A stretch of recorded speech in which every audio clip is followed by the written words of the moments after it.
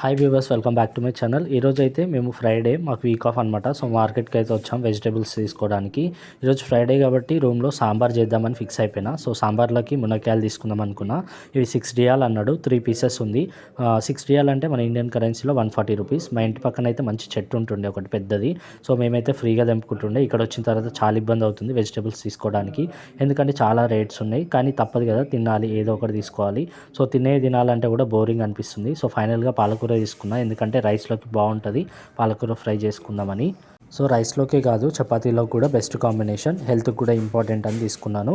So next ఇక్కడ నాటుకోళ్ళు అలాగే ఫారం కోళ్ళు కూడా ఉంటాయి. ఇందులో ఒక కోడి అయితే తప్పిపోయిందనమాట. సో దీన్ని పట్టుకోవడానికి నాన్న తంటాలు పడ్డారు, కానీ ఫైనల్గా ఈ కోడి అయితే దొరికింది. దొరికిన తర్వాత ఒక్కుంటారా తీసుకుపోయి మళ్ళీ అదే బోన్లో వేసారు. సో తర్వాత మేమైతే అన్ని ఫ్రూట్స్ వెజిటేబుల్స్ తీసుకొని రూమ్కి వచ్చినాం. తర్వాత చూడండి మీరే.